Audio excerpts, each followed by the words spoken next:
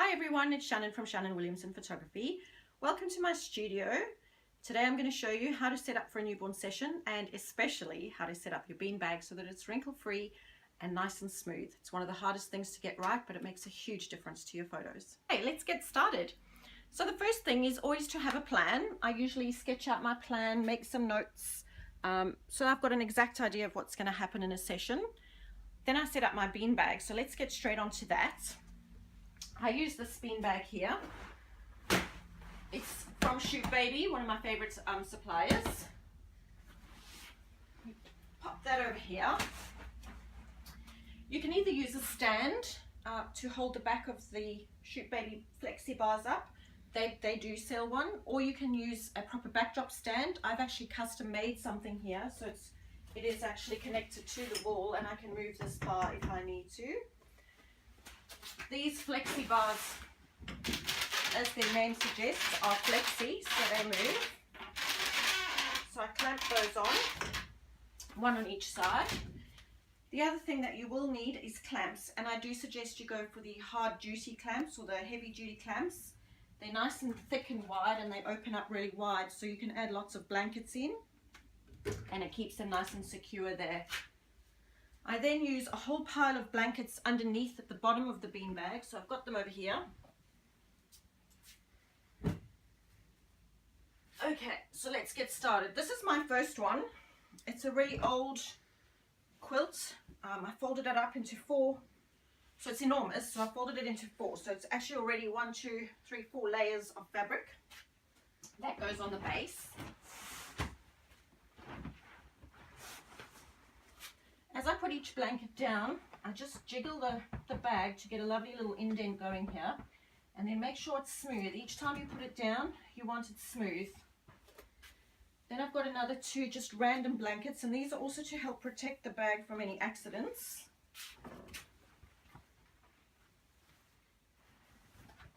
So again, just smooth as you go. It's a bit like Princess and the Pea. If there's a wrinkle, it will show up in the top layer. And then another one.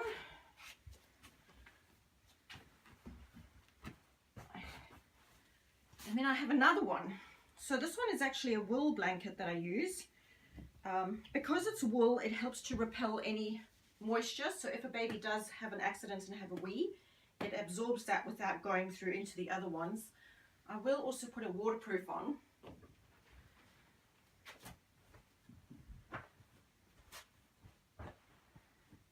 So here are my waterproofs. I buy the disposable changing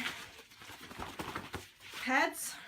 You can get these at Woolies or Coles or Kmart or anywhere that sells baby stuff really. And I usually put one of these on this layer here. Once I add my other blankets, and if I see that that's sticking through, I'll change it and pop it under this layer here. In fact, let's do that. We'll keep it on this layer. So that goes in there.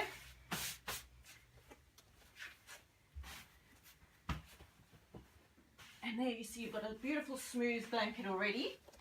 The other thing I do is I've got this old Flocati blanket thing here, and I fold this up quite thick, pretty much like that.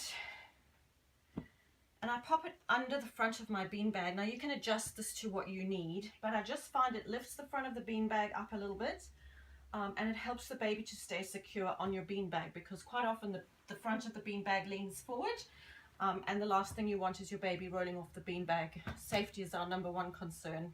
Don't forget that. So that just goes under. Now it looks quite high when you see it like that. Once you put your little dent in there and your baby goes in there, it's much more secure for them with that little piece just raised up a bit. Then the next thing that you're going to do is you choose the blankets that are going to go on your beanbag. I always give parents a choice.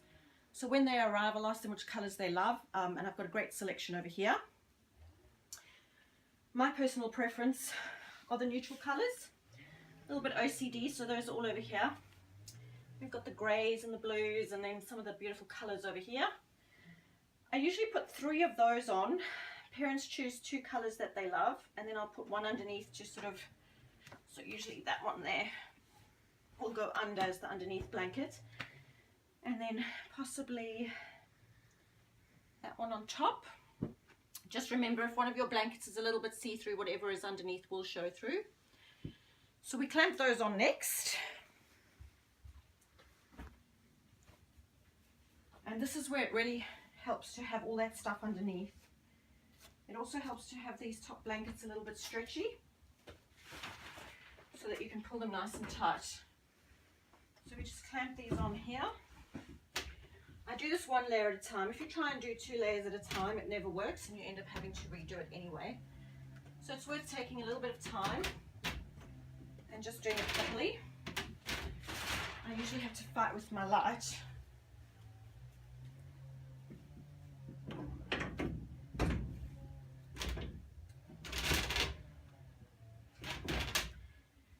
And the great thing about these bars is that once you've got your blanket in place, you can pull them and you can see how it stretches the blanket, and that's what makes it look nice and smooth in your photos.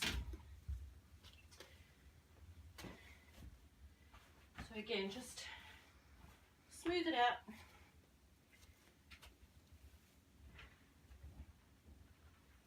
So what I do is ask parents which is their favorite and put that one on the top so that the second one is underneath for the second round of shots. So if we change positions or poses.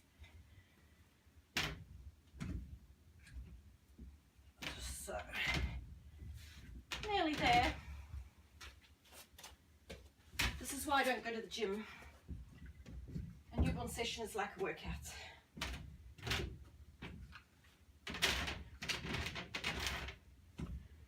Great.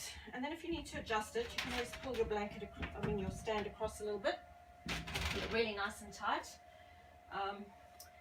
These little wrinkles that you see here, you probably won't notice them once they're photographed, and they're pretty easy enough to Photoshop out. Now the next thing that you're going to need is some stuffing for going underneath the blankets. I've got a couple of really fun things that I like to use. So I've got a little box of goodies that I keep next to me. So as soon as I've set up the bean bag, I bring this over, I place it here. So I've made this little stuffer. You will need a grey card, but these are my favorite. These are the posing pillows from, I think it's Gabriela Koopman. And then I've got all various other things, including socks. There's another bean. I've got all sorts of little things that you can use for putting under the blankets. Also make sure I've got some wipes ready, because you will be needing those. And then the other thing is plenty of cloth nappies over here, and those can either be used for stuffing, wiping up messes, and then I have a pile of those ready to go as well. Now the trick here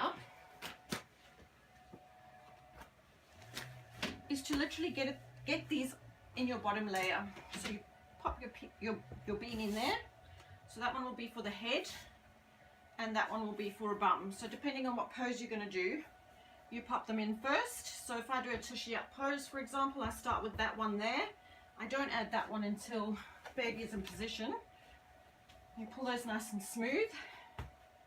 You get your baby on the bag, and once baby is in the bag, try to keep your hand on the baby at all times. You don't want to take your hands off the baby, and use your second hand and come right in underneath all the blankets and very gently squeeze that under the bum, about there, or wherever your baby's bum is. Some babies are bigger than others.